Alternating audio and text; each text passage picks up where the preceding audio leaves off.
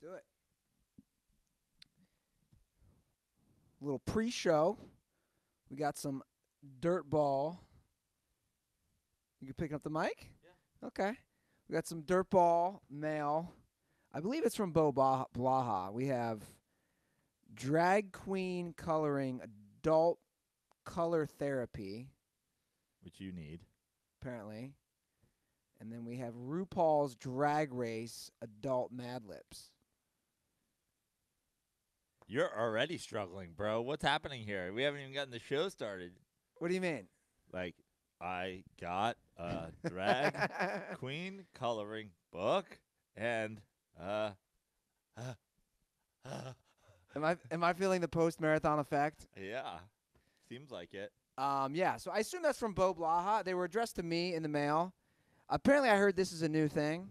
Adult color therapy. Yeah, Okay. I've heard somebody saw this and they said that is a new thing. Great. So That's the thing for millennials. Like, when I was a kid and I was coloring, I just felt great. And so now what I do when I don't feel great is I color and I feel like a kid again. what's in this shot? I don't know. What's in the shot? I don't know what you're asking me Am I about. losing my mind? Am I losing my mind? I don't know. I don't even understand your question. What's sticking out here Of what? on the screen? What is that?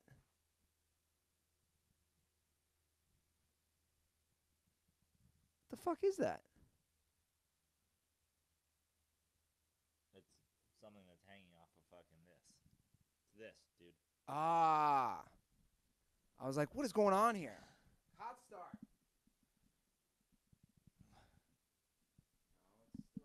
No, but you gotta account for the things that haven't moved yet, buddy. Where do I have to put this? I'm just now standing up. You're a fucking retard.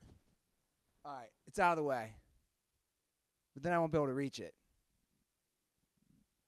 Man, this is a great start. Are you allowed to say retard? Are you allowed to do the hangover retard? Like the French version? The retard. It's okay by me.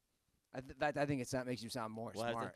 Joe Schiavelli is our official retard correspondent. He was very upset the first time we said retard. So we'll go to him for the official word. Okay. All right. I think that's fair. Joe, call us, text us, come for a visit. Are we allowed to say retard? How's that spelled? R-I-T-A-R-D? No, it's the same. It's the same. It's Okay. just pronunciation. Well, after this train wreck of a pre-show, Pre-show, you got a coloring book. I got to step my game up. Let's go. Let's do this. Let's do the I'm real on a time show. crunch. I've got an hour and 27 minutes. Okay, let's do it. Welcome to the Dirty Sports Podcast. I'm your host, Andy Ruther, coming to you live from the Smut Studio in Venice Beach, California, with my co-host, Joey No Chill Prano. Good morning, Andrew. How are you today? I'm fine. How are you today? I'm a little sore. You're a little sore. You were creaking up the stairs when I got here. The pre-show was a disaster. Pre-show was a disaster. You didn't have any energy. You're really struggling. You did a classic marathon, a post-marathon kind of what everybody I feel like does post big race. Like a lot of people drink too much. Like I haven't been drinking for weeks now. So you had a girl come over last night. Is that the deal? Maybe. Maybe. Okay. I never know what's fair and foul on Dirty Sports Podcast with Andy Ruth. You're like, I ate this girl's ass. And then you're like, maybe I had a lady over last night. Hard to say. We may have Netflixed and chilled. What I'm saying is you put your body through a lot yesterday. I did. I put my body through a lot. Now, I was tracking you on the horrific oh, my God. LA Marathon Tracker app that just alerted me this morning that you finished. I was like, wow, he did even worse than I thought he did. Took him a whole day. My friends in St. Louis were so angry about that app. Yeah, it was bad. They got the alert, I believe, 7 o'clock last night that I finished. Yeah. But I did the math on my own based on what it was telling me you were running, on your mile averages. Yeah. And I went to 9th and San Vicente, pulled right up to the course, literally parked 3 steps from the course and waited for you yesterday. And it got to the point in the race where I said, well, I either missed Ruther, and this dude's crushing it, or he's definitely wearing braces. Yeah. Because I did the math on the window. Sure. It said you were going to finish. I think we were about 1.5 miles away from the finish line. No, you were like 2 miles? about 2 miles away. Okay, 2 miles away. Yeah. At a casual 10-minute mile pace of at that late in the race, I figured you got to get by me. The last update I got before you got there said you were going to finish at 11:10, and that would have been 3:53. So I figured if you didn't get to me by like 11:10, it was going to be real close. Yeah. And I think I saw you at like 11:30 or something like that. Yeah. It was a bad race from the start. It was an awful start. The worst start ever. It could not have been a worse start. Can I tell you something before you get into the race? Yeah, go for it. I don't even feel like I'm throwing him under the bus because I feel like you guys are such good friends that like he would tell you the truth anyway. Seconds into your race yesterday, Chad Cutter with a DM. Can I bet on Ruther going over and having a bunch of excuses on why he went over? And I was like, wow, no confidence in your boy. Wow, like my best boy too. Your boy was like, he's like, it would just be classic Ruther. And I was like, nah, I think he's doing it. I thought 100% I would do it. I got good sleep. I mean, what is good sleep? Like, you're not waking up. Right. I was in bed by 10, probably have sleep by 10:15. I had to get up at 4 a.m. Your final time was 4:38? Yeah, it was 4:38. So you missed your brother by 34 minutes, and you missed obviously the 4-hour mark by 38. Yeah, the start was awful. I didn't prepare at all for that. And I'll put that on me, but also it was a clusterfuck. So, LA Marathon, for people who run marathons, most marathons have what they call corrals, where 200 people go, the buzzer sounds, then they wait 90 seconds, then 200 more people go. Basically to, what's the word I'm looking for? To basically thin out the crowd to start the race. Yeah, because you don't want thousands of people running at once because you're running into people. It's chaos. You have people from different levels. Now, the elite runners. Now, let me ask you something before you move on from there. You were talking about zigzagging people in there. There must be a strategy of just like kind of holding a slow pace, waiting for it to thin out, and then just having that much more energy. Yeah, you're probably right. Later on, right? I got a text. I was talking with Tug last night, and he's like, "You got to text Tommy Dewey because you had no game plan going into this," and he's right. You just thought, "Hey, I train. I'm just gonna run," but you're not training to run with 26,000 people. Yeah. Was there any point on the course where you were regretting not reading anything about training whatsoever and just being like, it's mental? No. It wasn't that. I regretted not talking to people how to go against other people. Yeah, I'm saying even that. I mean, look, dude, I didn't expect – my mom warned me. My mom called me Friday, and she goes, I'm doing my research. They only have corrals for the elite runners. She's like, this is going to be a clusterfuck for like the first few miles. And I didn't think much of it. So basically how it works is you walk up. It'd be like walking into a stadium, and then there's thousands of people all walking up, and then once you hit the start, everybody goes. Right. Whereas, again, versus the corral system, which is basically rationing people out. Sure. So all of a sudden I hit the start. By the way, shout out to Justin Turner and Albert Pujols, who were there. Okay, they were the starters? They were the starters. I was like, I don't want to run this race. I want to go hang out with these guys. Two guys that have never run full speed, so that's a nice that's a nice duo. So they're like, have you guys thought about just jogging it and do a little home run trot for 26 miles? You just, boom, you go. And it started at Dodger Stadium, and then you're running up the hill down towards Sunset, and it was a clusterfuck. I ran into people instantly. And you're trying to move out of the way, and now how many people are trying to do the same thing that you're doing? A lot, and a lot of people were bumping into each other. I knocked a kid over. There's like kids running. I told multiple people to get the fuck out of my way. Like, my mindset was just, I was like, dude, it's like you plan for something, and then you're just holy shit, deer in headlights. I'm like running around. Basically, I got yelled at a couple times. You're going off course because I was trying so hard to just keep a good pace. Again, it just seems like your thing would be just to like slow until it thins out. You have extra energy when it does, and now you can really. But also, now we were getting updates. The updates were coming in pretty good to start the race. But I was still very slow for my time. If you look at my breakdowns, like my first mile. But if you had kept your pace that it had on your first like 10K, you'd have made it. Yeah, I would have. But I also, if you were just like 9-minute miling, 9.5-minute miling. My first few, but here's to put it in context. When I've been training, I've been doing like 2-hour, 15-minute miles. Right. I was nowhere close to that yesterday because I usually train at a good hard 2-hour, 15-minute miles. Yeah. Oh, okay. So I've been training at about 8 to 8:15 miles for the first 15.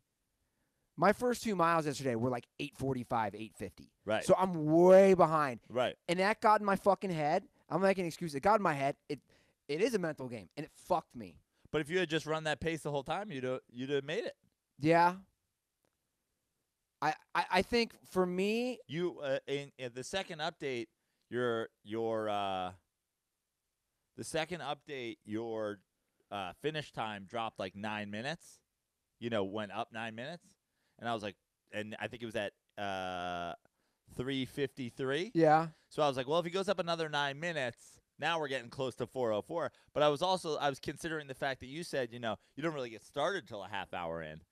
So I was like, I think Ruther's gonna be okay. I felt confident on your second update. It was 100% anxiety. Then your third update. It was anxiety. Your third update was you running by me after you had already lost, and I was like, and you were tweeting.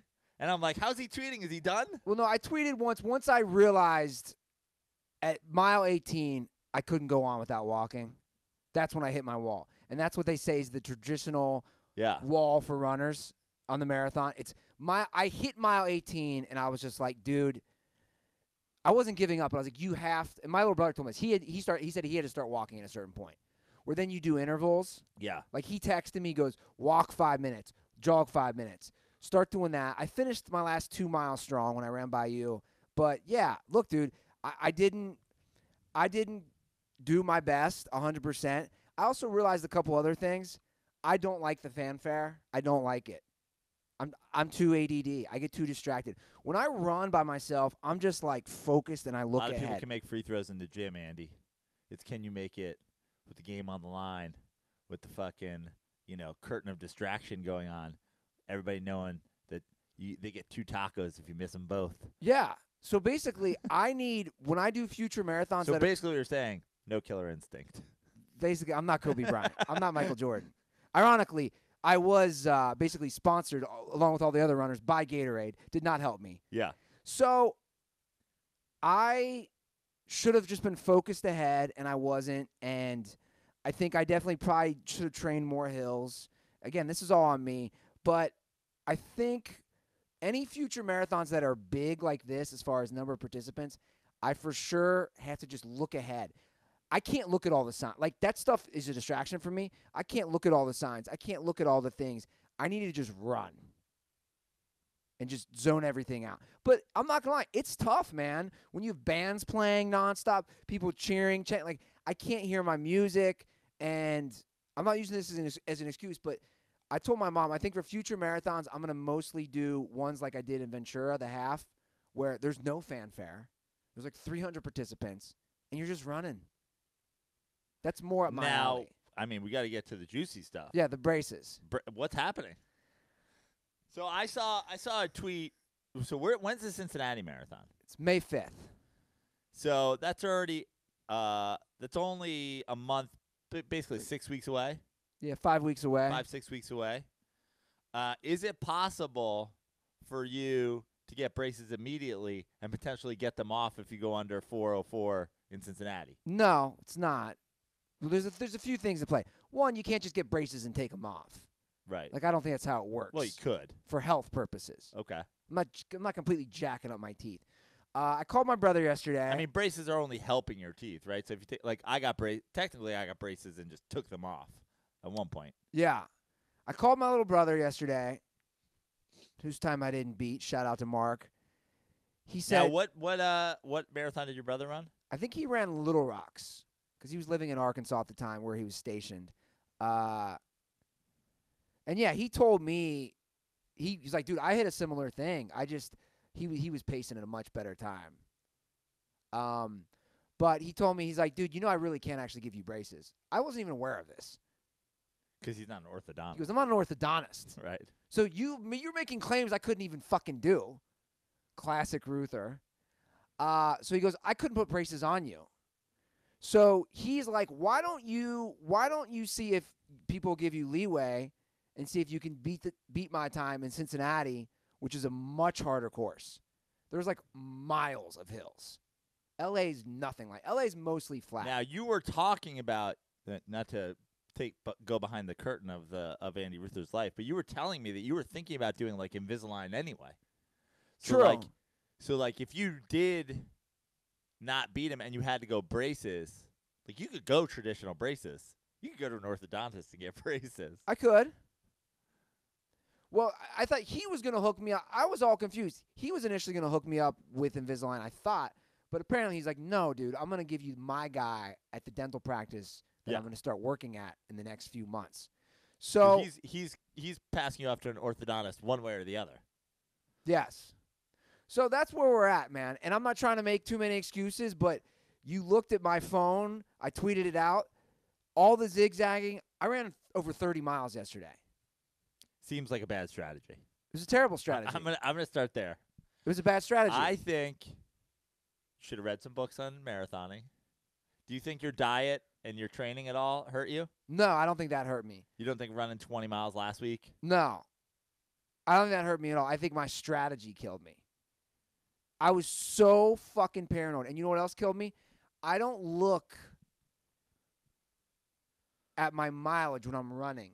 And the out of sight, out of mind makes me go faster. Does that make sense? Yeah. So, like, if I'm doing a long run, let's say I'm doing a 2-hour run, I might look at my mileage an hour in and be like, whoa, I went this many miles. So even seeing the miles. Where do you see them? Are they have mile markers? Every mile. And that was another thing. When I ran the Ventura half marathon, they had it like every 3 or 4 miles. Yeah. And I love that. I don't like seeing, you're at 1. Because in my head, I'm thinking, oh, God, I got 25 more. Oh, you're at 2, blah, blah, blah. I'm not making excuses, but I know this, for me, this is just shit I got to deal with. Chad Cutter is somewhere going, not only are you making excuses, but I called it. Fuck. Chad. I'm not making excuses. I'm saying this, I hurt myself. I should have known this going in. That's not making excuses. I was not prepared. That's not excuses. That's saying I wasn't prepared, especially dealing. So what is the status of so you owe, okay, let's take it from I the owe top. Laz $100. You owe Laz That's $100. fine. You're not, Tommy, you don't get to eat a fine meal with Tommy Dewey. Yeah, I forgot about that. He's not taking you out to dinner. In fact, you should probably send him a DoorDash coupon or something like that. And braces are, it's to be determined how you're doing these braces. I mean, what do you think? But you're definitely running the Cincinnati Marathon. I think I have to. Well, here's what I think. I think you definitely have another shot at it at the Cincinnati Marathon. And I love the idea of if you go under 4:04 on that one, that, but basically, I think to fulfill your bet, you at least, I'm not saying it has to happen before, but the amount of time between now and the Cincinnati Marathon, you're going to have braces on your face for at least that long. I don't know about that. I don't want to say I'm fucking, what's the word? I don't know. When people don't do their bets? Welching? I don't want to say I'm welching, but, again, I don't know. Like, I have mostly straight teeth. My teeth are pretty straight. I just have a couple crooked teeth. I'm not going to risk jacking up my teeth to get braces. Well, they don't.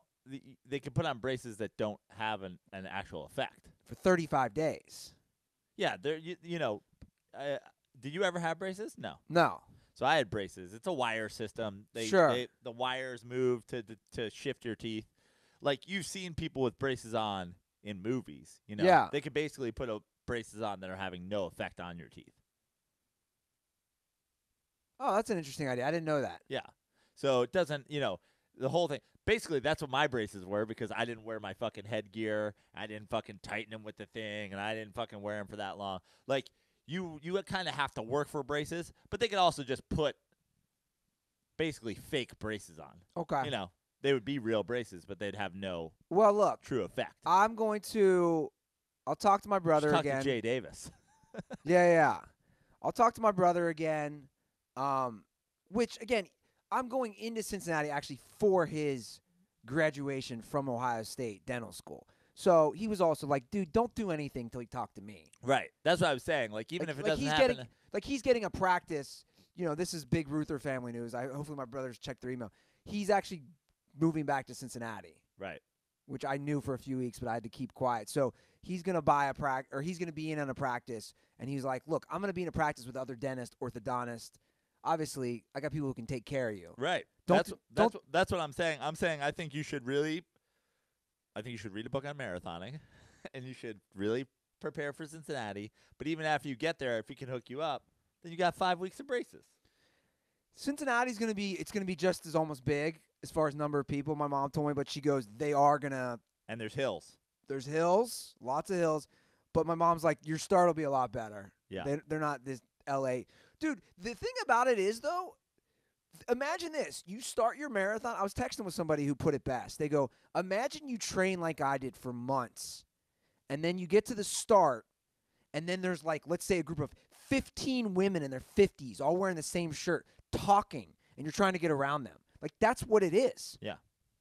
And they say slow runners should go to the right and fast runners to the left, just like how you drive on the freeway. Right, which the people in California don't even do that on the freeway. Nobody was doing that. I literally told a dude who was barefoot, I hit him with my elbow and said, get the fuck out of my way. Within the first 2 months, we were getting into it. I was like, dude, you're barefoot. You're not for fucking real. Like, I saw a lot of people running barefooted. I guess it's like a thing. Fucking lunatics. Now, first of all, not first of all, I guess last of all in the marathon, congratulations on finishing the LA Marathon. Thank you. That's an accomplishment all in itself. I'm disappointed, but I appreciate it. I was watching people go. I'll never run a marathon. I can say that for an absolute fact. I'll never do it. Seems awful. It's just the looks on people's faces. Oh, yeah, a lot of anger. Yeah. Allie was out there fucking, sort of roasting people, but, like, she was trying to be positive, but I imagine a lot. She was like, you look super fit. Your stomach, so many flat stomachs, so many. Yeah. Like, she was like, you can put this on your resume for the rest of your life. I was like, stop roasting these people. She's like, I'm trying to be positive. So you made it. You finished. That's what's important. I mean, I know you set your own goals and you dug yourself a couple of holes that you're now going to have to figure out how to dig yourself out of. But I think it's an accomplishment just to finish it. That being said, I think you have to go to the comments section now and get some feedback on our marathon talk. Just because I imagine dirtballs are coming in with some hot takes. Well, let them come in. I did finish. I did do over 30 miles yesterday. It's the most miles I've ever run in a day. And you had the sex. Maybe. Rumor has it. I'm trying to save your day here. Rumor has it. Okay, let's go to the comment section. All those people probably gave Ruther anxiety. Yep. You should get noise-canceling headphones. No Float Lab probably kept you anxious, too. Don't actually get braces, please. Take teeth out instead. I'm gonna disagree with that last one, and I'm gonna disagree with the one before it, too. Braces and Make America Great Again shaved into the side of your head at an ICP concert. You're a Welch. Uh-oh. Yeah, I got to say, the one thing about it is you don't want to end up being Sam Tripoli. If Ruther goes under 4 in Cincinnati, no braces. So it seems like we have a lot of mixed opinions on it in the comment section on YouTube. Cincinnati's going to be tough, man. My advice is don't become Sam Tripoli at all costs. Cincinnati's going to be tough. I know I have my work cut out, and I definitely can't run for a couple days. And it's just around the corner. Yeah. So it looks like I'll be hitting Malibu. I told you, my friend Jack decided to run the marathon in 2 weeks prior to the LA Marathon. And he ran in 3:35. He must be in great shape. He's in great shape. He's younger than us. He's probably 10 years younger than us. So there's that. Yeah, you want to hear what my dad said real Yeah. quick? My dad said, congrats on finishing the marathon, especially at your age. And I was like, wow, that's a dig at my age. Yeah. I'm like, you're 75, Walt. I saw a lot of old people running. Yeah, there It's were. such a mixed bag out there. Such a mix. There was children. You see all the children? Yeah. I saw some people dropping like flies. Now, when you say there's no corrals, like the elderly people that I saw walking yes. by prior to you arriving, they were beating you in the marathon? No, that means they could have got a way ahead start. Does that make sense? The technical marathon started at 6:55 for all the fast people. Right. So they do the corrals for the timed people. Sure. The people who have qualifying times. Sure. And then The people who are really running a race. yes, exactly. Not the people who are running to, finish. Yeah, exactly. So a lot of those people probably started way ahead of me. I waited, and I should have waited longer. That's also on me. That's a fucking rookie error. So I could have kept waiting around. Basically, you don't start till you cross the start line. Exactly. Right. And I got too caught up. I was too anxious to fucking get going. And maybe I could have waited another 15 minutes to thin out the herd. But again, it was very unorganized. But when I How far back in the full pack were you think? I want to Like say percentage-wise. What do you mean? Like if everybody else besides like the real runners are they were probably 20 to 25 minutes ahead of me. Right. From when they started from when I started. And how about like the first person that crossed the starting line of the giant group? Like how far behind them you think you were? I don't know. Like percentage-wise in the group, were you like halfway? You were the middle of the pack? I was probably middle of the pack. I kept seeing people. We'd pass each other. We'd slow down. We'd pass each other. I think I ate way. I got too bloated. I think I had too many oranges, too much Gatorade. Because when you normally run, that shit's not around you. When it's there, you're like, oh, I need it. I need another orange. I need Gatorade. I need a pretzel. Somebody was passing. Pretzels. They said a salt's good for you when you run.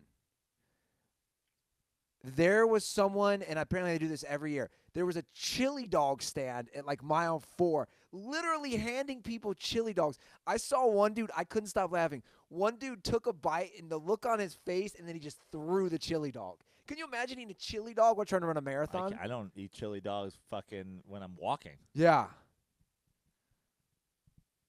Unbelievable. Oh, we got to hop into this comment section. Jay Lloyd, Cincinnati native, our Photoshop guy. He says, it always rains during the Flying Pig. Jesus Christ. That's the Cincinnati one. The marathon is also sponsored by Skyline. Jesus Christ. They prepped you with the chili dog stand. Yeah. I've heard there's a chili dog stand at all except mile 4 in Cincinnati. That's the break from the chili dog stand. My mom is worried. She's like, I don't know if you should do another one already. She's like, this one's not easy. Because she's walked the half. Yeah. She's like, there's lots of hills. Well, I mean, you got 5 weeks. I got 5 weeks. And then after that, I think my new thing is like, I'm going to do marathons that have like 10 people. No, I don't know. Small marathons. The fanfare. Most people like the fanfare. I don't. If I saw one more, if Trump can run, so can you sign. If I saw one more playing off the pun of asphalt. If I saw one more, this sign says rum, not run.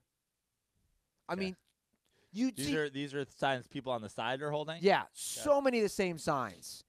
Worst parade ever. So many of those. The number one sign, without a doubt, was if Trump can run, so can you. I must have saw 30 to 40 of those. And that's the problem. It didn't make me want to run. It just made me want to get angry and rip up their sign. And that's bad energy on my part, and it doesn't help my cause. See, you had told us prior that the anger like fuels you. So we were prepared to be like, you suck, Ruther. You're not going to make it. And then at that point, you'd already been tweeting, and I'd already talked to you on the phone, and times were desperate. So then I just cheered you on as you came by. I appreciate that. Well, hey, I didn't do what I wanted to do, and that's on me. But I will say I gave it my effort. I didn't puss out like Nashville. I hit my wall. I definitely walked at portions, but I didn't stop. I finished strong, and you didn't Gronk it, right? You didn't just give up halfway and try to rest on, hey, I had a good first half of a marathon. I'll just take the car home now and try to have everybody tell me I'm the best. Wow. Try to give you a segue. Trying to give you a segue out of your marathon. That's a great segue. Yeah. We did 30 minutes on my goddamn marathon. Yeah. You are stirring the pot on social media about Gronk. While I was running the marathon. I didn't even think putting the statistics of two all-time tight ends next to each other was stirring the pot.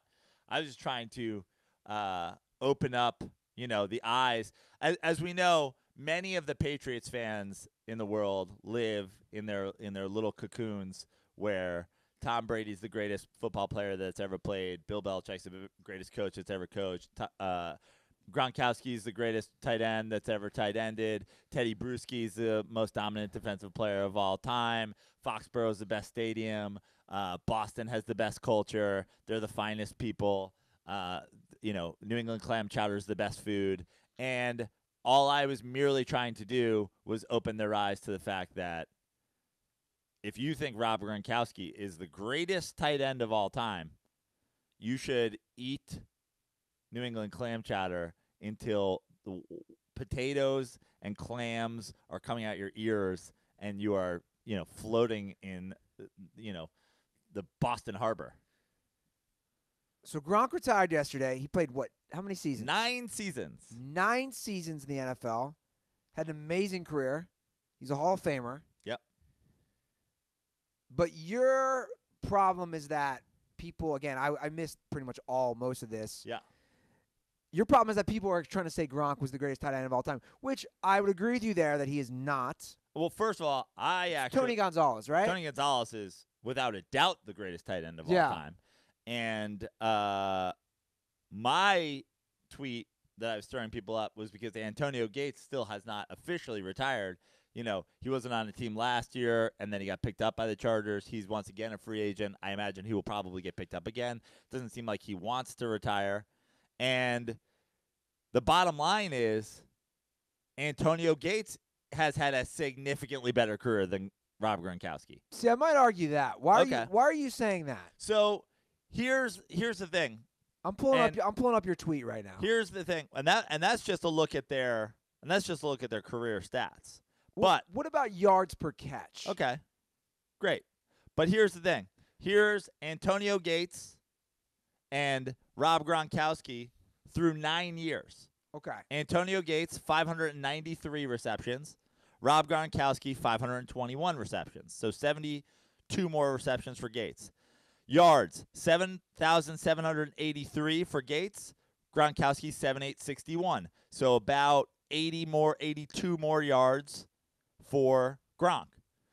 TDs, dead even basically. 76 and 79. Rob 79 to Gates 76. So through their first 9 years, they essentially played identical careers. What's yards per catch? 13 to 15. So they're very similar. Okay, I didn't through 9 years. Again, I didn't know that. They had identical 9 years. Now, Antonio Gates, that wasn't Antonio Gates' best 9 years. Obviously, that's Rob Gronkowski's best 9 years, as it's his only 9 years. But it's so hold on. Let me just take a step back. So the first 9 years, the stats you just read off, I do agree. Again, I didn't do a deep dive like you did. They are extremely comparable. So why is Gates better? I would say from what you just said, statistically, they're basically on par with each other. Right. And then Gates played 9 more years. Okay. So, I mean, your contribution in the NFL, like we're talking about the whole resume here, right? Yeah. Through 9 years, they're the same player. Is anybody talking about Antonio Gates being the greatest tight end of all time if he retired 9 years ago? No. And again, that's not Gates' best 9 years. That's his first 9 years. That's Gronk's first 9 years because I think everybody agrees the reason Gronk is retiring is there's a wall that's getting hit here. Physically, I don't know, concussions-wise, injuries-wise, how much he's actually contributing-wise. Like, the bottom line is you don't compare 2018 Gronk and 2018 Antonio Gates because Antonio Gates is 10 years older. But you can compare year 10 Antonio Gates with your 10, Rob Gronkowski. What about this argument? Well, and so yesterday when I put that up and I put up career stats, I mean, this might be my favorite argument of all time. Somebody goes, I guess Frank Gore is better than Barry Sanders then. Well, if you look at Barry Sanders' whole career, which was 9 years, he had 15,000 yards and 99 touchdowns, and he averaged 5 yards a carry. And Frank Gore had 11,000 yards and 64 touchdowns. So the idea that Barry Sanders had 50% more rushing yards in the same amount of times played as Frank Gore makes that comparison literally the worst thing that anybody's ever interjected in any sports conversation ever. Yeah. Yes, Antonio Gates' career stats dwarf Gronk's because he played longer. But guess what? His first 9 years also are exactly what Gronk's were. Well, I'm glad you did that, actually, because that's what I think we need to hear. Again, I didn't know that either. When you compare them side by side, they are basically on par with each other. Now, how about this? For the first 9 years of their career, 521 receptions for Gronk, 529 for Shannon Sharp. 7,861 yards for Gronk, 6,759 for Sharp.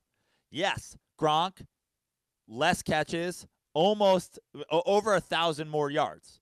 15.1 yards per catch, per reception to Shannon Sharp's 12.8. 79 TDs to Shannon Sharp's 44. Shannon Sharp's a Hall of Famer, no doubt about it. But the idea that anybody would then argue, well, Shannon Sharp has played in 3 Super Bowls that his team won, and Rob Gronkowski has played in 2 Super Bowls that his team has won, would then therefore make Shannon Sharp better? No, of course not. Who's judging tight ends on their rings? Fucking lunatics. If you're arguing Rob Gronkowski is better than Tony Gonzalez, Antonio Gates, Jason Witten, Shannon Sharp, any of these people because of the team success of the New England Patriots, get in the ground and have somebody fucking SpongeBob SquarePants you. Bury yourself. What a ludicrous argument. Yeah, I agree. This comes back to the central point we've been preaching on this show. You can't keep bringing rings into it. Especially for tight ends. And especially for... Considering Gronk, one, was on injured reserve for a Super Bowl that they won, was literally out-jumped by Chase Blackburn that cost them a Super Bowl that they lost the Super Bowl against, he's lost multiple Super Bowls. He's won multiple Super Bowls. He sat out one Super Bowl for injury. His career is a fucking Super Bowl wash at best. Well, obviously he had the amazing catch this year. Great. Which helped But the idea that you're arguing, the Patriots won 3 Super Bowls before Gronk. The Patriots have 6 Super Bowls in the Tom Brady, Bill Belichick era. 4 of those, Rob Gronkowski did not participate in. Yeah. So you could almost argue that the Patriots are a more successful team without Rob Gronkowski than they are with him. Well, in a Super Bowl or bust league. I wouldn't argue that. Right. I wouldn't argue it either. Because whether or not a player is on the field for a Super Bowl that a team wins is not a fucking factor when you're talking about career tight ends. But I don't want to take – I know what you're saying. I don't want to take anything away from Gronk. Gronk had a great career. Fantastic. He's a Hall of Famer. Hall of Famer. Now kill yourself if you think he's the best tight end of all time. He's 100% one of a kind, though. I mean, on the field, he was so tough to cover. Now, this isn't a stat, but do you say – I might say from a visual eye test, I could argue, in my opinion, he might have been more difficult to cover than some of those other guys. Sure. Than an Antonio Gates, than a Shannon Sharp. Because he was just such a physical freak. He was just so damn tough to cover. Yeah, and also injury prone. With one comes the other, right? Oh, he's a tight end that's split out all the time, and he's got a bionic fucking arm brace, and he's got a bionic leg brace, and he got out-jumped by Chase Blackburn because he was hurt, his back, his knee, his head, his concussions, his elbows. Yeah. That comes with the territory, right? Yeah. No, you're right. I mean, if we're gonna base, like, the reason that Barry Sanders is considered the fucking one of if not the GOAT running back, is because no one's touching him in the 9 years that he played. He was that good. All of those guys. I'll read them all for you if you want. Shannon Sharp, Rob Gronkowski, Jason Witten. Jason Witten had, in his first 9 years, had almost 200 more receptions. He had 696 to Rob Gronkowski's 521. He had 7,909 yards to Rob Gronkowski's 7,861. So in yards and receptions, crush him. Gronkowski's 79 TDs to Witten's 41.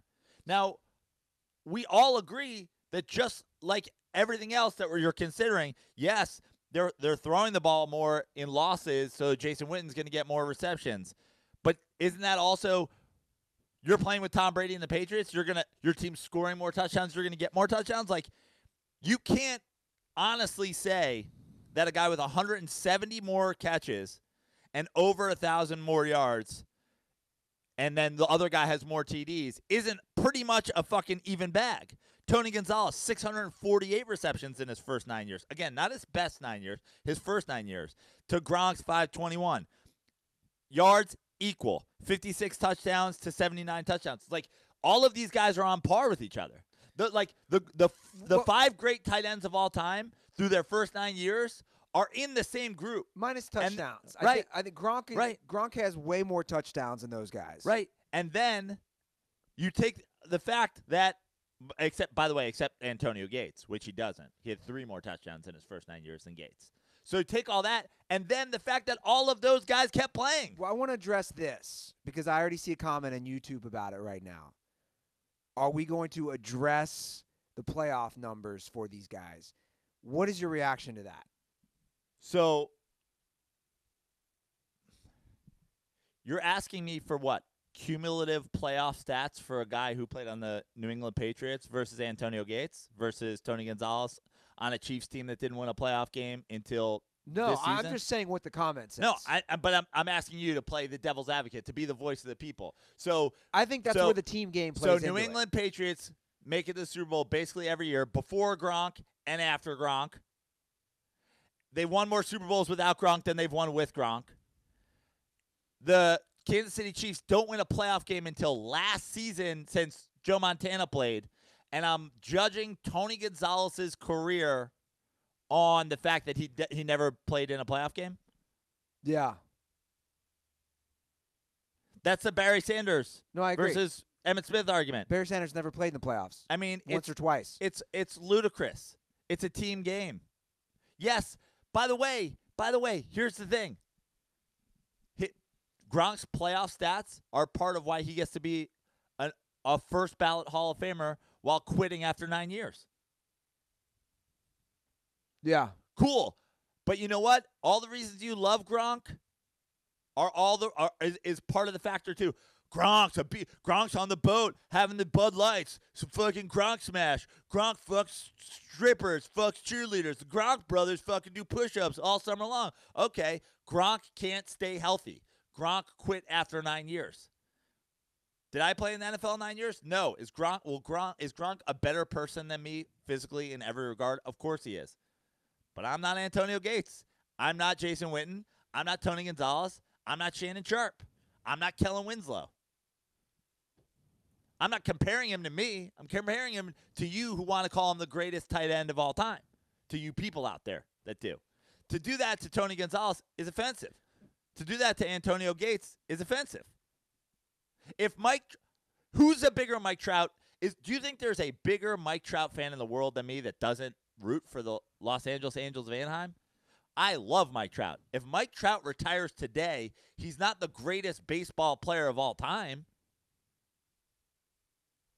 Is he pacing to be the greatest baseball player of all time? Yeah. Is he the greatest baseball player of all time right now? Of course not. A lot of things have happened to a lot of people late in their careers where the production falls off. Yeah. And that's a factor. Did you know Hank Aaron never hit 50 homers in a season? I don't know if Hank Aaron hit 40 homers in a season. Yeah, he did. 40. Yeah. He didn't hit 50. I know he didn't hit 50. He was just so consistent. Yeah. That's it. That's how you become the fucking all-time home run king. It's like, this has to be a factor. His injuries. I mean, that Giants Super Bowl, Chase Blackburn out-jumped Rob Gronkowski. And they're like, well, it's back. Oh, it's back. I think for sure you do have to factor in the healthiness. And for some reason, people want to ignore that. It's weird because they don't want to ignore that with quarterbacks. Like, we always commend, right, quarterbacks who stay on the field, quarterbacks who make so many consecutive starts because it's so important. And you should do the same for all the positions. Anybody who can consistently stay on the field in the NFL in such an injury-riddled profession needs to be commended. And you are right. Gronk was amazing. I loved Gronk. I loved watching him play. I loved watching him on the field. Without a doubt, first ballot Hall of Famer, but he was extremely injury-prone, and it does matter when you're not on the field. But ultimately, for me as someone who loves football, for me as someone who really enjoys watching how Bill Belichick coaches and, forms his team, it never mattered. And Patriots fans probably know this too, right? It didn't matter if Gronk was or wasn't there. That didn't affect my opinion of them winning a Super Bowl because it's such a fine machine that they're running in New England. It doesn't matter. One cog being gone from the machine doesn't matter because Bill Belichick is such a mastermind and such a great coach. I would 100% agree with you there. And the numbers don't lie about that. They've won 4 with him not playing and 2 with him playing. Now, has he helped them win those 2 Super Bowls? Yeah. He had an amazing catch against the Rams, which basically set up the touchdown to win this year's Super Bowl. But Prano is right. I mean, and going back to that Super Bowl against the Giants, does having Gronk on the field not 100% cost them that Super Bowl? I don't know about if I go that far. Okay, but Tom Brady, there's some obviously close relationship between Brady and Gronk, right? And these guys love each other. Tom Brady, I'm sure, is writing a fucking, I will remember you music video to put on his Instagram about Gronk. It's it's going to be them on the boat in Dawson's Creek, like fucking, Dawson and Joey or something like that. But you did, like, throwing a jump ball is your security blanket in the Super Bowl that ends up getting picked off by a glorified special teamer who outjumps the GOAT tight end, Rob Gronkowski. I mean, that's one play. Right. My point is this. Rob Gronkowski is a top 4 tight end of all time. Sure, without a doubt. A top 5 tight end of all time, depending on, how much longevity matters. First of all, here's the thing. I don't know. First of all, Jason Witten's career is not over. Yeah. Okay? Do I put Shannon Sharp above Rob Gronkowski because he's was on the field for 3 Super Bowls with Gronks too? No, I don't. Personally, I have Gronk over Shannon Sharp. Yeah, Personally. I would too. Personally, and I feel like you're an idiot if you fucking argue otherwise. Gonzalez, Gates, and then your conversation can start. Yeah, then that wouldn't bother me. The fact that you pulled up those 9-year stats for both Gates and Gronk that are identical. They're identical. Like, that blew my mind. I had no clue. And then Gates how played, similar. And Gates was in year 17 last year. Yeah. So that's very important. It really is. But don't tell Pats fans that. They're of the impression that Gronk is Barry Sanders and Antonio Gates is Frank Gore. In case you're wondering why you should never listen to a Boston sports fan about fucking anything. I mean, people are stupid. We know that. Come on. Social media has really put a spotlight on the stupidity of people's takes and the homerism. It's ridiculous. Your tight end is hurt too.com. It's a good Monday. You're waking me up, Prano. Good job. I like the fire. I like the passion you have today. You want to continue that with a little Colin Kaepernick quick discussion? Sure. We did cover this during our 12-hour live March Madness broadcast. By the way, shout out to Tug Coker. Shout out to Brady Matthews. Shout out to our boy Max, Aaron, Laz. Am I missing anybody? I don't know. We did a 12-hour live YouTube broadcast. And then we came back the next day with how long were you guys on? About 4.5. In fact, Tug Coker texted me last night. He said, Next year, we need to do 4 straight days, the first and second round, Thursday through Sunday. This is truly his Mel Kiper week for the like. This is his thing. Like he gets put in a bubble and then he comes out like Mel Kiper for the draft. You know what I said to him? I go, "You're nuts," and he literally wrote back word for word, "Andy, we need to challenge ourselves." I'm already thinking of a DSPN spinoff with Tug and All Day Celt. I mean that's our newest podcast. Max and Tug. They had some fiery exchanges. They did. They had some good exchanges.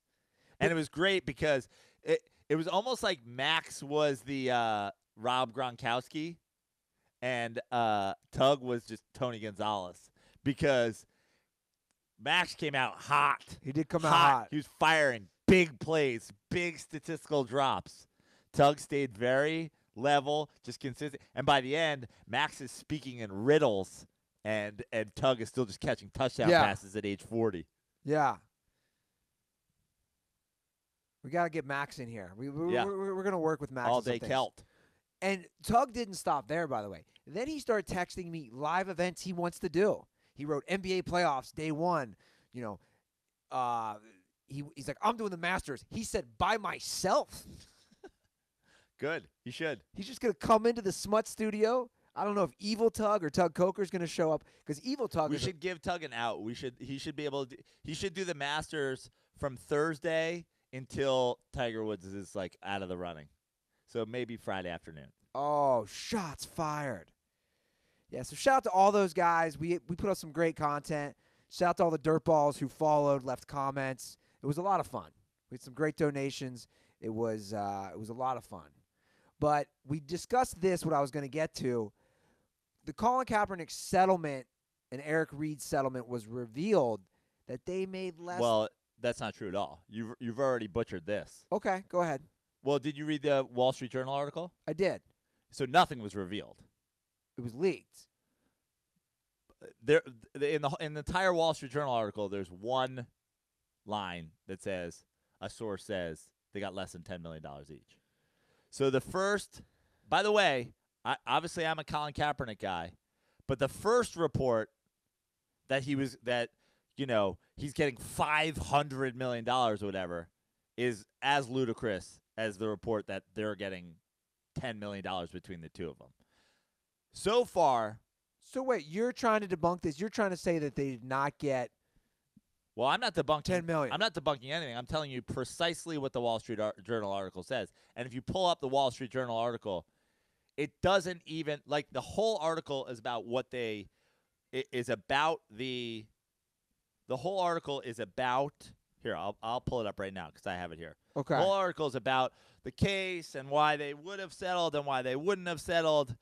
But the important thing is there's one line that references what everybody is reporting. One, which is, will receive less than $10 million to settle grievances with the league, according to people briefed on the deal. That's it. Then there's a 10,000-word article about the settlement. Well, does it really matter though? Does what matter? If it was $10 million or $100 million? Well, it matters for a couple of things. The people that said, "Oh, he's just doing it for the money. He's a sellout. Guess he got his $50 million, and now he's good. He didn't fucking stand for anything. Blah blah blah blah blah." Yeah. The NFL is doing precisely what Colin Kaepernick defenders were doing before, which is picking a random number that justifies their decision and then saying whatever. The bottom line is the NFL has a non-disclosure. Colin Kaepernick has a non-disclosure. When I said 50 to 60 million in the middle, so the first number was they must have gotten $1 billion to settle. That's ludicrous. The NFL's not giving anybody $1 billion. The same way, they got $10 million. Okay, from somebody briefed on the thing. The number of 50 to 60 million was a number that no one has ever claimed happened, but a group of Forbes reporters determined this would be the number that if you were in this situation, one would settle for when you consider what they would have made if they go to trial versus what it would cost. A projection? Yeah, exactly. A projection. Okay. As opposed to the that was the projection as opposed to the wings numbers of super low and super high where Yeah. people go, we heard. Well, We heard. Colin Kaepernick fans keep hearing billions. NFL defenders keep hearing 10 million between the two of them. Well, I want to read a tweet, and then we'll move on because we have a lot to cover today. I think it's an interesting tweet. It's from an NFL reporter, Albert Breer, because I thought this was very interesting. He says, if the Wall Street Journal report is correct, so if the $10 million is correct, it indicate what was likely from the start. There was no smoking gun, but plenty of embarrassing info the NFL wanted to prevent from seeing the light of the day, so they paid to make it go away. So he's basically saying, if this is correct, So now play just like play reasonable investigative person. he's right? basically saying there is bad emails of So now sort so of now what I'm collusion. asking you is like let's take all of our political and personal feelings out of this. Okay. Eric Reed just signed a huge deal. Okay. Correct? Yeah. Colin Kaepernick just sold the most fucking jerseys in the NFL, and he's not giving any of that money in the NFL. He's selling black Colin Kaepernick jerseys, and he's selling them out. Nike gave him $20 million to do the campaign that started last football season. Why, when you consider what Reed's making right now and what Colin Kaepernick's making right now, why do they split less than $10 million to not expose those emails, bad information, and whatever? I mean, I don't know. But I'm asking, like, why? Does that make sense to you? From a financial standpoint, Yeah. it wouldn't necessarily make sense from a financial standpoint. What? Yeah, exactly. If So they're already making a lot of money, which you just said. we both we know that both of them are. Yeah. That's why the number's probably in between the numbers that everybody's saying. Well, It's not hundreds of millions, and it's not 10 million. Well, regardless of what it is, I agree with this tweet of to me the number doesn't matter. That's why I bring this up. The number doesn't matter. It's still a bad look for the NFL. I don't know how. Here's why the number matters. Well, it doesn't matter to me because to me it shows they were still trying to cover up some bad shit, whether it's emails or But text. the number matters for one reason and one reason only. Is it worth it to the NFL to set a precedent to do this, where they can still control players' thoughts, minds, and words? Because in the end, it's going to cost them $5 million. Yeah, of course it is. But that's why the NFL, why would they ever do it in the first place? Does that make sense? Why are these guys doing it? If these guys are making that much money, why are they settling for $5 million? Yeah, I see what you're saying. That's why the number matters. It's not worth it to them to do it for $1 billion. Yeah. That's why no one who's reasonable thinks that they got $1 billion. And I think no one that's reasonable thinks that they got $10 million between the two of them. Yeah. I mean, the $10 million between the two of them number, like, I almost feel like it's so low that like this is like the reverse PR spin. Sure. And that could be. Because they both signed a non-disclosure and no one can say anything. Yeah. But one of the 32 NFL owners can come out and say whatever the fuck they want. Sure. Well, let's talk March Madness. Let's move on in the show. Good. I know we're running a little behind already, so this will be quick. Before we do that, we were just talking about Tug. His Michigan Wolverines will be out in Anaheim. We discussed there is a Sweet 16 and Elite 8 game on Thursdays and Saturday this week. We might go to those games using SeatGeek. I know Tug is going to open his phone today. Tug Coker, if you're listening, download that SeatGeek app. I know he already has it. Go hop on. You can see exactly where you're going to sit in the Honda Center, which they call the Pond. We might go use those tickets on SeatGeek. Also, I've been looking at SeatGeek for all these Reds games, dude. I'm excited. You know, I'm talking Anaheim, out here in L.A. They play a Dodgers day game. Arizona, you and I were talking about hitting up Mets games. So many options for SeatGeek. So DirtBalls, best of all, you guys should know this at this point if you listen to the show. All listeners get $10 off their first SeatGeek purchase So just download the SeatGeek app and enter promo code DIRTY today. That's promo code DIRTY for $10 off your first SeatGeek purchase.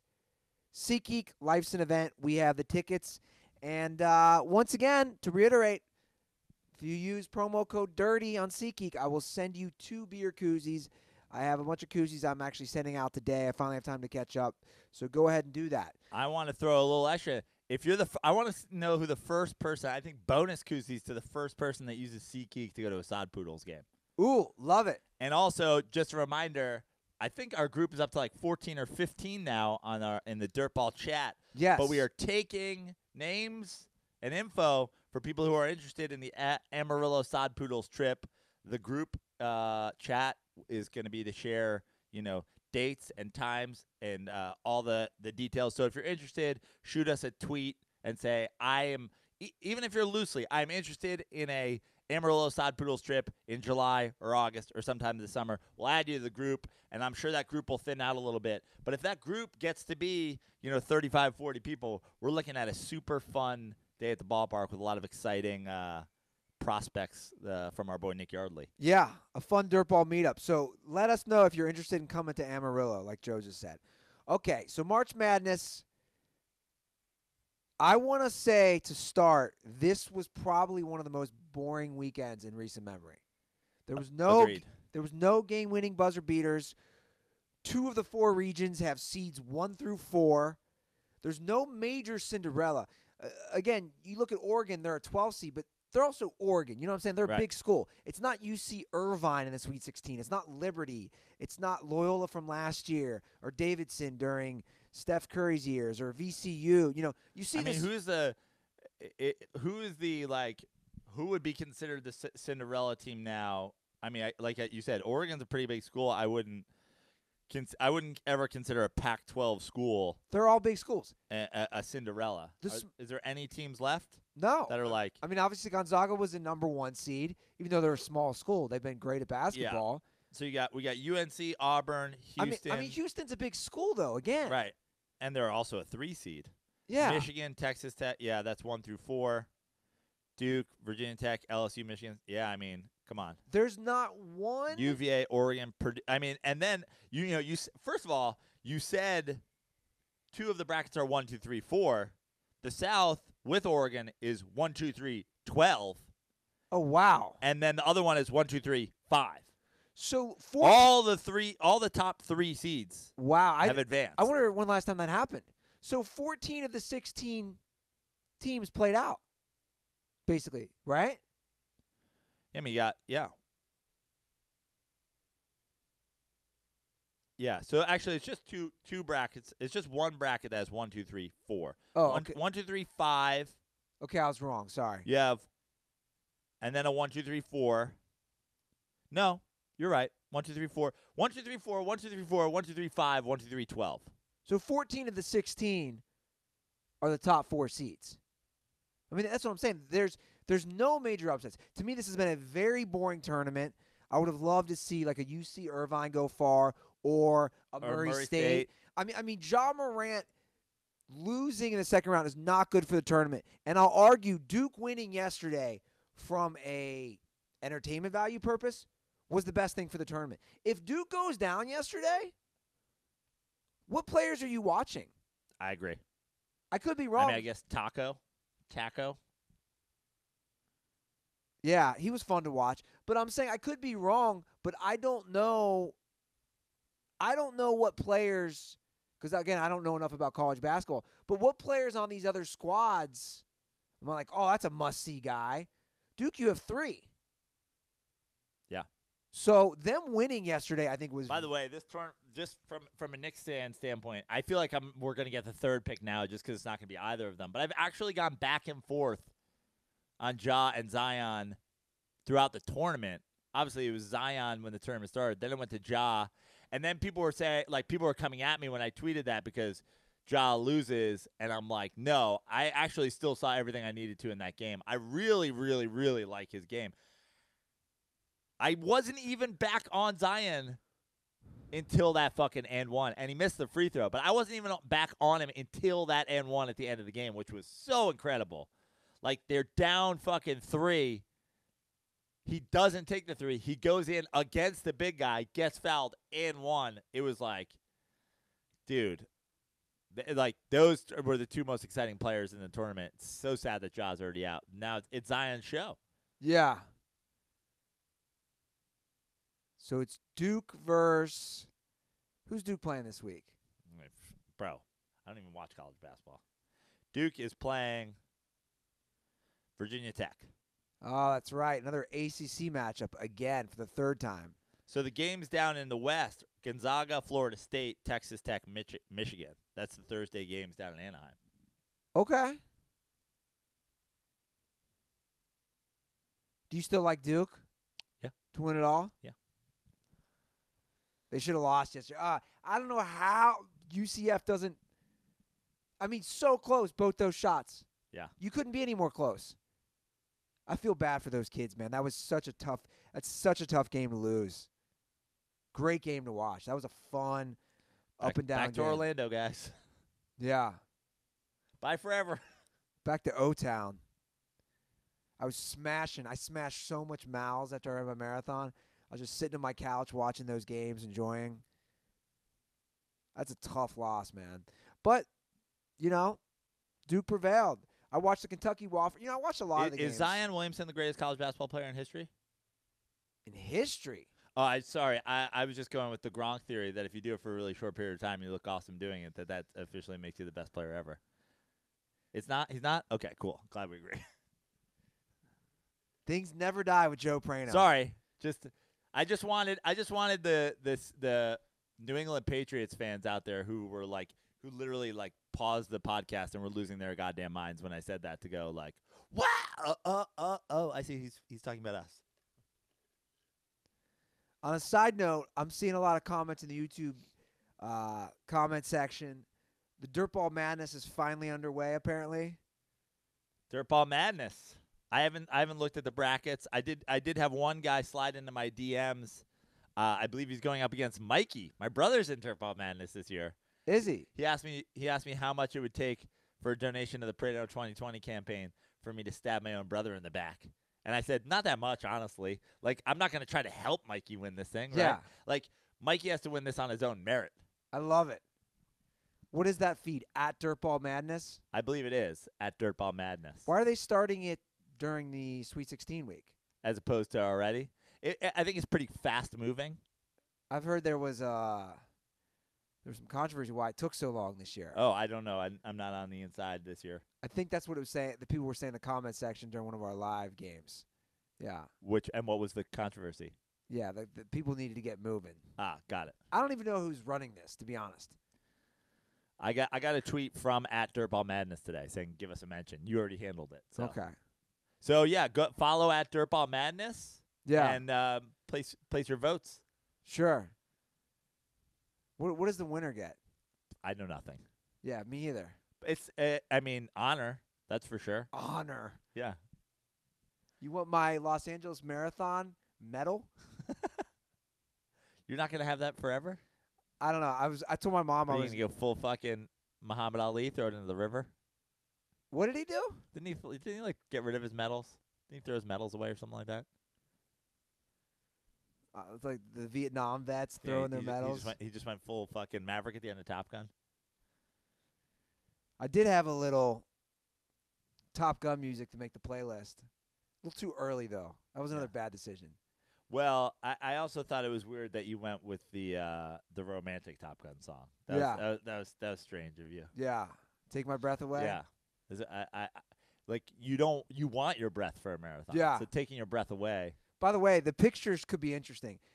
Anytime I saw a guy taking a picture, I either did the middle fingers or a hip thrust. Really? So there could be some amazing These photos. are the kind of things that cost you valuable seconds, Andy. Yeah, that's what I'm saying. I get distracted easily. I'm an ADD kid.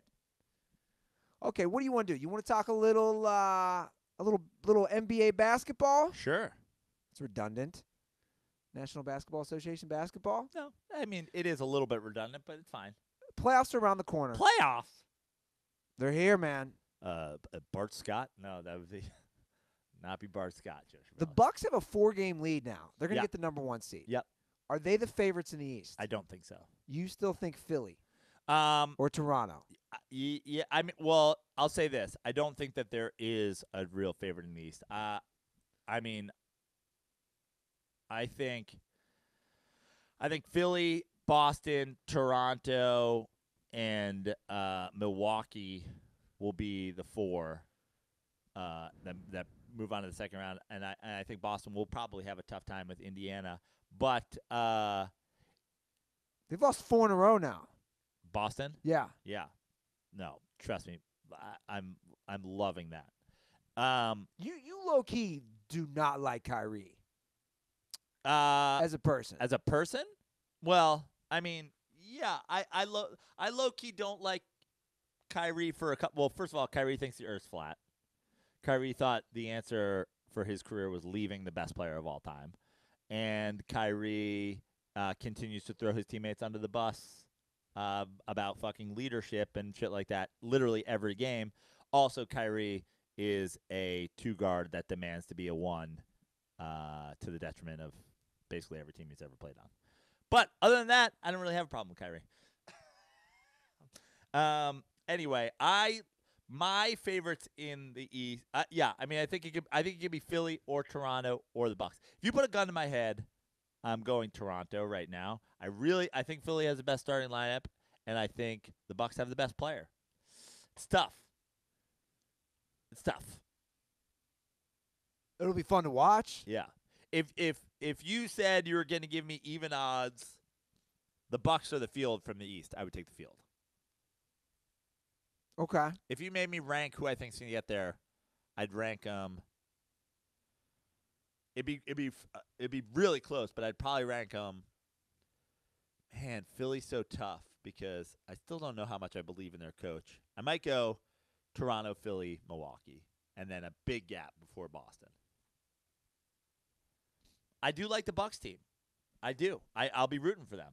I mean, I guess. Yeah. I'd be rooting for them over Toronto. I'd be rooting for them over Philly.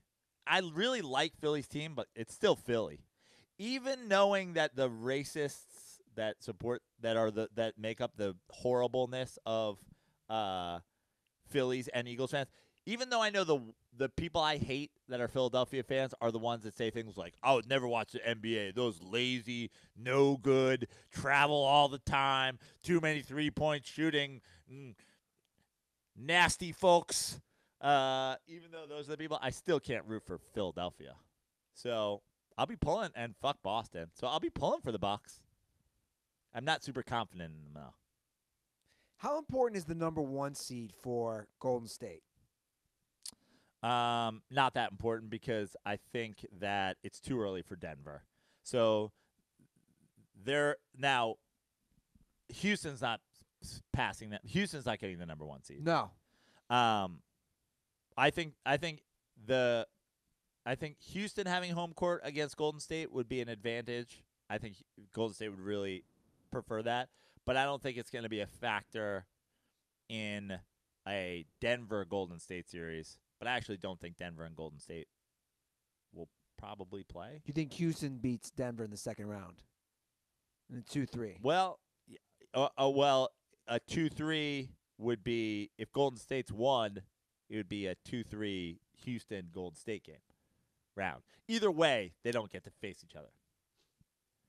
Wait, if Houston's a 3, wouldn't they play Denver if Denver's a 2 in the second round? Yeah, and I think Houston beats them. Or if That's what I'm saying. Yeah. Right. Or if Golden State, I actually am leaning toward Houston regardless. So if it's a 2-3. You like Houston, excuse me, as I spit. You like Houston over the Warriors. There's something about this. I'm not sure. I think this might be the end of the Warriors. Wow. I'll say this. I like the Warriors in the NBA Finals. I think they beat any team that comes out of the East because I think if they get that far, they close the deal. Especially against teams from the East that will have no finals experience. No one's played in the finals except LeBron in 9 years. So no matter who gets there, Philly, Boston, Milwaukee, Toronto, they're all going to be there for the first time. Besides Kawhi, it'll be basically everybody's first time in that situation. Kawhi or Kyrie. No one has the experience. I think if the Golden State Warriors manage to get there, which I know it's crazy to even question that at this point. I think they seal the deal. I think the best chance for the Warriors not to be NBA champs again is losing before they even get there to a Houston Rockets team. Do I think that that's going to happen? No, but I also bet on it 12-1, so I'm rooting for it pretty hard. What'd you throw down on that? I threw a couple units. So you threw $200 down, a couple $100 down? I can't confirm or deny. Okay. I can't confirm or deny that it's slightly higher than that. You're playing the Ruther card. Can't confirm or deny. Okay. You don't walk into a bar and show off the big wad. When it does happen, I don't want people to know exactly how much money I just came into. I don't need people showing up at my door on Oceanfront Walk and fucking shiv. Yeah. Give me that Rockets money. You see that guy living outside Mildred? Yeah. His bike rack's still there. You don't need him to know about it. No.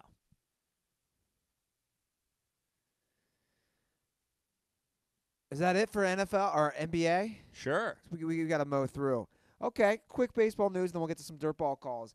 Justin Verlander signs a 2-year, $66 million deal, now the highest paid per year pitcher. Great deal for the Astros. He had an amazing year last year, career high in strikeouts. I love this. You don't. So let me reiterate something. Justin Verlander is like one of my heroes in life. This guy killing it on all fucking fronts. He essentially brought baseball back to Detroit. He was one of the greatest pitchers we'd ever seen. Unlike Gronk, he didn't give it up after his prime was over. He had a resurgence. He had a second prime. He married Kate Upton. He impregnated Kate Upton. He brought a title to Houston. He's a goddamn legend. $33 million is fucking ludicrous. But I think that they're paying him for... He had an amazing year last year. Right. It's only 2 years. I agree. But I'll say that I still think that they overpaid him, but I'm okay with it because they're overpaying him for what he's done. Yeah. Potentially what he's going to do. His leadership. Him being the face of the franchise. Him being the clubhouse. Him being basically Mr. Astro very quickly. Him being the horse, the workhorse and everything.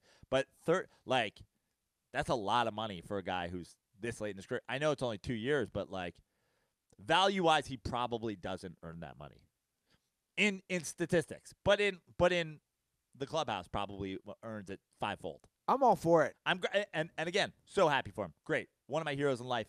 Give him $50 million. I don't care. But wow, I was shocked that it took that much because it's like, okay, what would you rather take? This is a great scenario. What would you rather take, Joe Prano? $66 million or Kate Upton? I mean, it's not even close. $66 million. Okay. You know what kind of pussy I get with $66 million? I do pretty good myself. I'm in debt with $66 million. $66 million in this mustache. I'm hard to beat at the clubs. I'm hard to beat. Me plus $66 million and fucking 2 Chainz walks in. Who's getting the pussy? Like actually, I have $66 million. I'm a tough beat. I'm a tough out with $66 million. Yeah, it's true. What kind of ride are you buying with $66 million? What kind of what? What kind of car? Oh, I probably just have a way fucking cleaner, crisper, minter version of my own car. I probably have a fucking, I probably have an old Cadillac. Probably a convertible though, let's be honest. Ooh, going convertible. Yeah. Maybe not my bright white that I've got, maybe more of that off-white, like 2 Chainz would say, fucking whip the color of mayonnaise. It's a great line. Yeah. You love 2 Chainz. Yeah. You have about 2 Chainz. Clean on the inside, cream on the outside, Oh, yeah. Who's that, Jim Jones? No, who's that? It is Luda? I don't know. No. That's neither. Who was that? I don't remember. It's a good line. Yeah. Rappers have the best descriptions about their By cars. the way, that new fucking 2 Chainz jam, Money in the Way, that's my fucking hot jam of the moment. Really? Yeah, I like the new 2 Chainz album.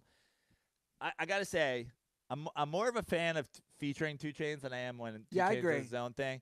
It's like Nate Dogg. It's a little like 2 Chainz gets a little bit redundant. There's a song. It's actually kind of amazing. Like I got to pull this up while we're doing this. I know I won't play it because we don't want to get cut off, but I got to find the name of it. There's a new 2 Chainz jam that's basically I'm different. Again. Like the same beat or same like lyrics? It's just like the same concept. Everything's the same. Which one is it? Fuck. There's basically one that's almost exactly the same. I'll find it. But Money in the Way, fire. Love it. That's my jam of the moment. It might be too early. It might be peaking too early to be my summer jam, but it's definitely on my summer jams playlist. You know what else is fire? That draft app, fam. Love it. I'm so excited for baseball season. Starts this week. With draft. Starts this week. And again, we're working on it. We are going to have our own league using the draft app. So we'll have dirt balls. We'll be able to do our own league. Guys, baseball season starts Thursday for everybody. Starts Thursday. So if you want to play fantasy baseball, download the draft app now. I love it because there's no trades, no waiver wire. You don't even have to set your lineup.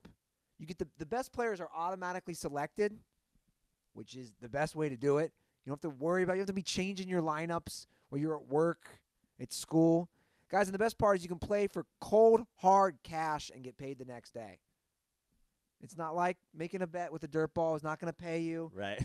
Drafts start from just $1, so there's a draft for everybody.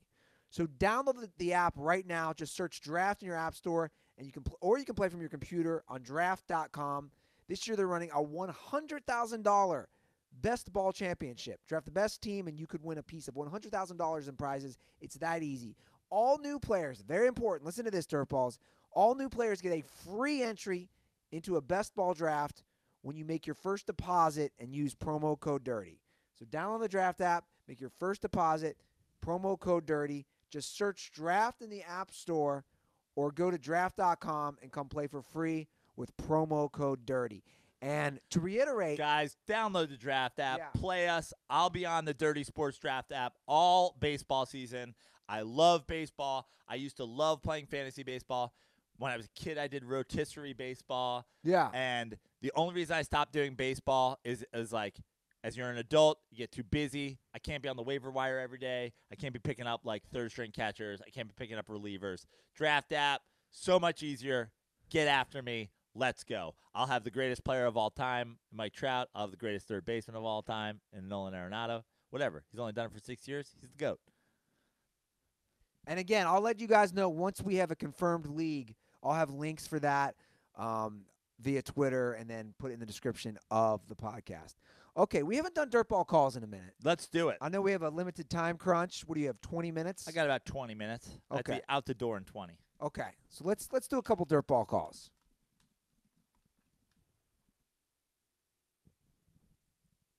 All right, we'll start off here with Stripper Bryson. Remember Bryson, right? Yeah. Yeah. Let's see what Bryson has to say. What's up, Andy and Joe? It's your number one stripper, Dirtball Bryce. Calling to you from Atlanta, Georgia this time. And I just have to, this isn't about sports or anything. I'm just making a complaint. I'm tired of this shit. I've been dealing with it for a couple years now. I'm not sure if y'all mentioned it. I think Joe might have once or twice on this show. I'm fucking tired of these people celebrating these holidays that we have in the United States, where some of them aren't even fucking holidays to begin with. But we're not even fucking celebrating them on the same day that they're supposed to be celebrated. St. Patrick's Day was Sunday. I had all my friends wanting to go out on Saturday or Friday for St. Patrick's Day at these fucking parties. It's not goddamn St. Patrick's Day till Sunday. I'm 100% Irish. Preach! I celebrated the motherfucker on Sunday. I worked on Friday and Saturday, celebrated on Sunday. Fucking Halloween rolls around. We want to get dressed up on goddamn October 21st instead of whenever the fuck you're supposed to dress up for Halloween on the actual day. You got July 4th. People want to go to the lake on Friday, even though the motherfucker's on Monday to celebrate fireworks on the fucking Friday. I don't get it. I even have people that celebrate Christmas on Christmas Eve. I don't fucking get it. Makes no sense to me. I just wanted one of y'all's opinion on it because I'm fed up with it. I'm not even fucking celebrating holidays anymore. Stay dirty. First of all, let me weigh in on because I really want to focus on the important ones. But 4th of July is like a national weekend, right? They give you the whole, like they always plan the weekend. I have a joke about it. 4th of July eats the closest weekend, right? Yeah. And my birthday is on the 5th. And by the way, I don't give a fuck about my birthday, and I really don't even fucking give a shit about 4th of July. But it's a weekend. Christmas and Christmas Eve, those pair together. That's Yeah. always a thing. Come on. Christmas and Christmas Eve is almost like a week through that and New Year's. That being said, I tweeted this a long time ago, and this is the rule. St. Patrick's Day is one day. Halloween is one day. Your birthday is one day. They are one-day celebrations.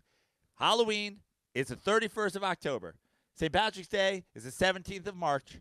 Your birthday is your birthday. They're one-day events, okay? And this is the rule. This is the firm rule. If you're too old to go out and celebrate Halloween on a Wednesday, then you're too old to celebrate Halloween. If you're like, well, I can't go out on a Wednesday because I got to get up and work at the office. I got to go to my law firm in the morning, so I'm going to celebrate it on the Friday before. No, you are too old to dress up and celebrate Halloween. Now, if you're a 22-year-old and you're like, fuck work tomorrow, I don't give a shit, I'm skipping it, or I'm going hungover, yeah, then go out on a fucking Wednesday night and get after it. If you're too old to get up hungover from St. Patrick's Day and go to work on Monday morning, then you're too old to be celebrating St. Patrick's Day. It's not Saturday. It's Sunday. If you're too old to fucking get up after your birthday and go to work or take the day off, then you're too old to be having a birthday party. Them's the rules. They're one-day events. St. Patrick's Day, Halloween, your birthday. That's it. End of story. If you celebrate Halloween the Friday before or the Saturday before, you're a fucking loser. You're a loser who's hanging on to your childhood. You're too old. You're too slow. You're too dumb. It's over. It's over. If you're doing St. Patrick's Day the night before, you're a fucking loser. It's over. You're too old. You're done. Get out. You're embarrassing yourself. Go home. It's over. Let me put it this way. If you're married and you wanted to celebrate your anniversary 2 days before or 2 days after, your spouse would say, what the fuck are you doing? Right? You would celebrate it the day you got married. I 100% agree. Those are three events that people love to fucking spread out or move to the weekend or move to whatever. Here's the deal.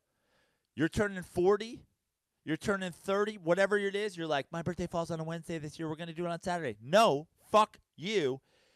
Go out on Wednesday like a man or a woman and fucking own your birthday. And if you can't because you have responsibilities the next day, then you are too old to have a birthday party.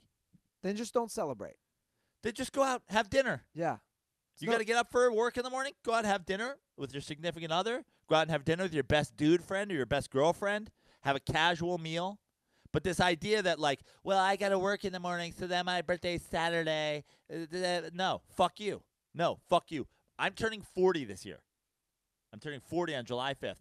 It's probably the only birthday that I might even think about celebrating for a long time. What day is that? I don't know, and I don't care, but I'll tell you one thing. I'm not celebrating on the fucking 3rd.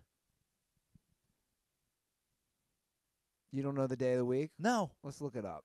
And I can guarantee you it won't matter. You turn 40. God damn it. You turn 40 this year. July 5th is a Friday. Works out for you this year. Great. July 4th is on a Thursday. You think anybody's going to work Friday this year if July 4th is on a Thursday? No. That's how it eats the closest weekend. That's the Yeah. rule. So that's fine. You know, partying that whole weekend is court. That's the July 4th weekend. That's a party. But you don't do, we're going to fucking, you know, if it falls on a Tuesday, we're going to do a July 4th on a Tuesday, and then we're going to go keep partying on Saturday after we have to go back to work for 2 days. St. Patrick's Day, Halloween, your birthday, they're one day. If you can't celebrate on that day, then you're too old to celebrate it entirely. I'll tell you one thing. New York Irish people, which I am part of, they don't give a fuck if St. Patrick's Day falls on a fucking Tuesday. Those motherfuckers are puking in the street. There's not an age factor for New York Irish. They're going for it, bro. Yeah. The parade happens on motherfucking Tuesday. Yeah. Do we have time for a couple no-chill sports moments? Sure. All right. Got 14 minutes. These have been sitting in the queue. So, again, we've asked for some no-chill sports moments in your guys' sports careers, and let's get to a couple of these.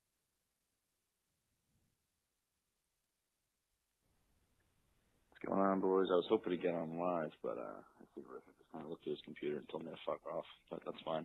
Just calling it my no-chill sports moment. So I was attending a high school hockey game between two teams that I will just keep unnamed. You can probably find this story somewhere online. But so this is like 2 weeks after one of these high schools had a student kill himself by jumping in front of a train.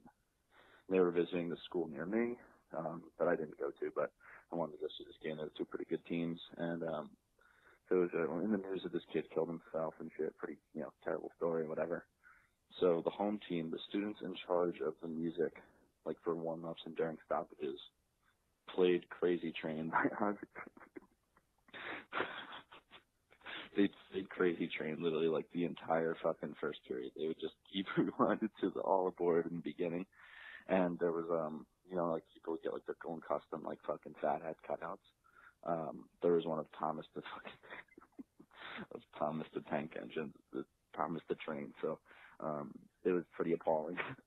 It's an oof moment. Yeah, that's pretty fucking New Jersey right there. So yeah, that's it. And the home team that was doing that shit ended up winning like 8-1. That's it. Condoms are for Jacob Bruder. Blast from the past. I think that was Kyle Aronofsky, by the way. Was he high? He was really. He was so high he forgot to do his fucking intro. He was laughing. That's some savage shit. So the kid died from jumping in front of a train, which is not a way I want to go out. And they trolled with train music and train chant. I mean, that's like nowadays. I can't believe they can get away with that. No, yeah, that's savage, bro. That is some savage shit. No chill. That is some chill. That's where you sit there and you're like That's where I turn into like an actual 39-year-old man where I'm like, no chill. Yeah. No chill. No, that's where I'm like, stop it, guys. Stop it. This is inappropriate. Take the chill down a little. That's fucked up, man. Okay. Take the chill up a little. Yeah. Because they had none. Oh, that's right. All right. So here's another one. Yo, sup, Dirty Sports, Rebby Girl, Amish Country, Pennsylvania, calling in.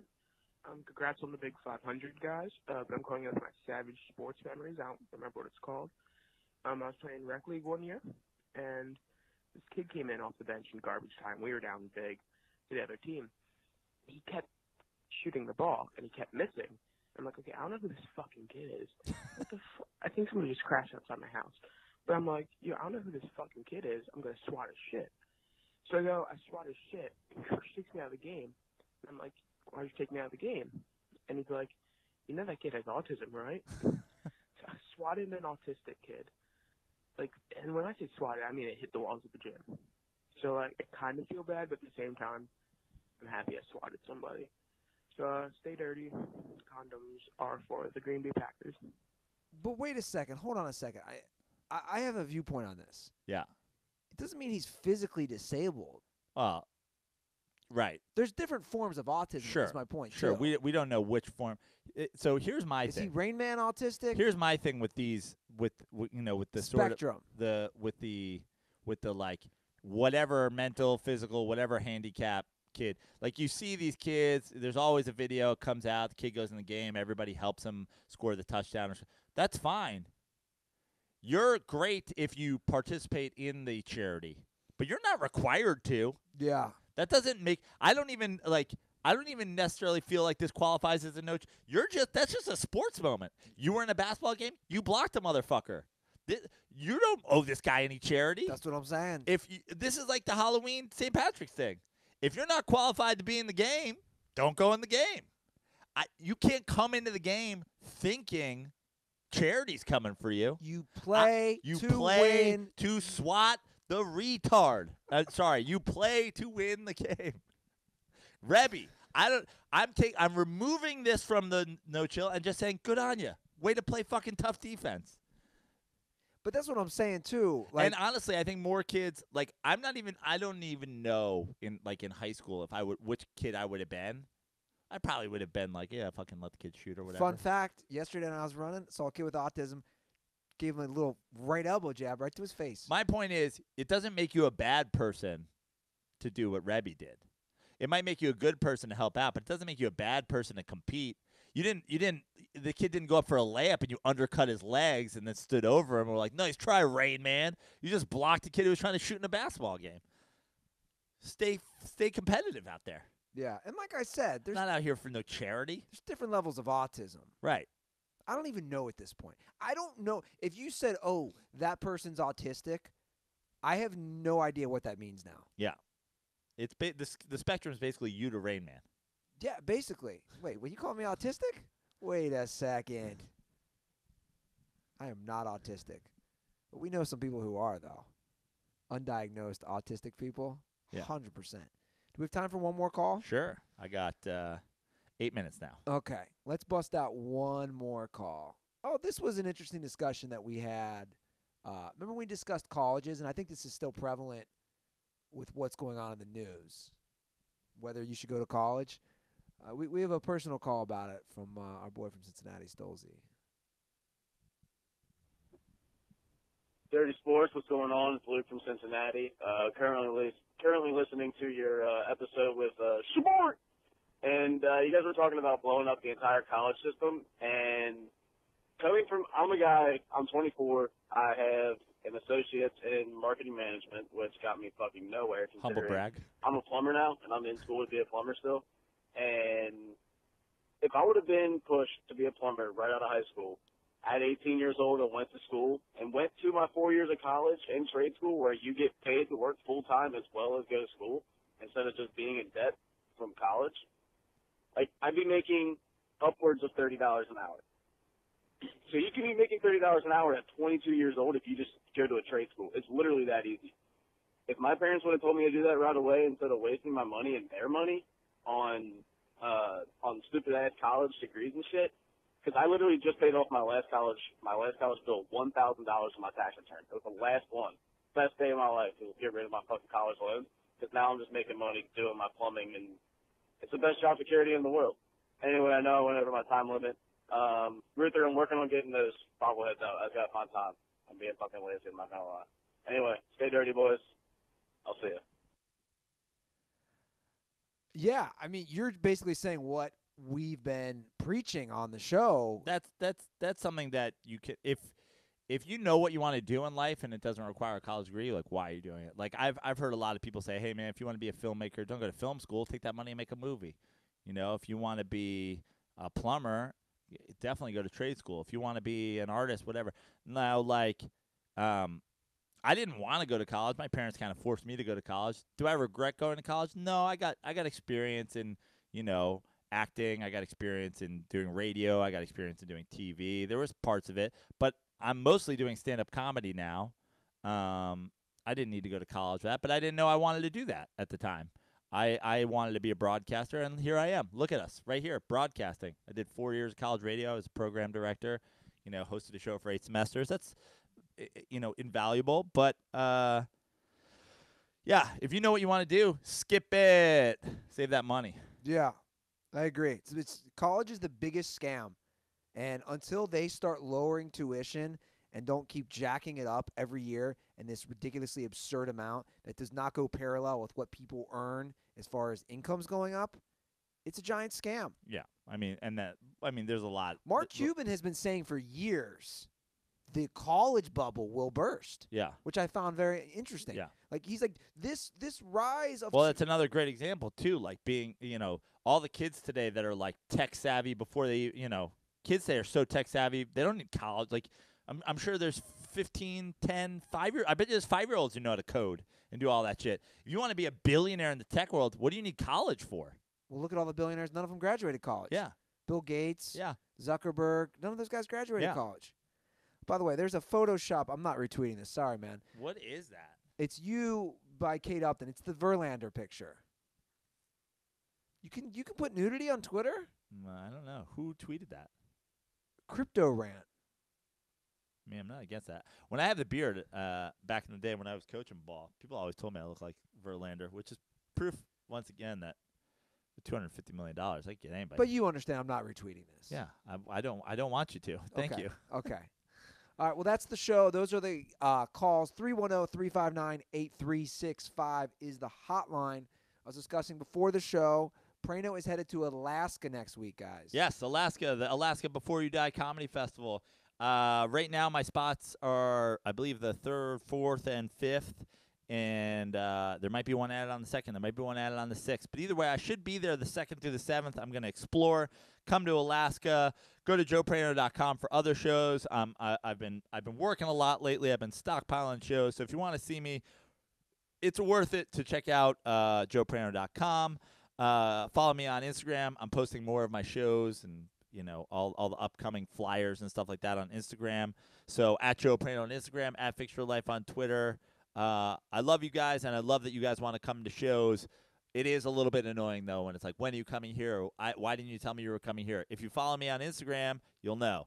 I understand just randomly checking joeprano.com every day is like a weird thing to do, but give it a check every once in a while, but definitely follow me on Instagram because all the shows get fucking posted there. So thank you, and let's wrap this up because I got to go. Yeah.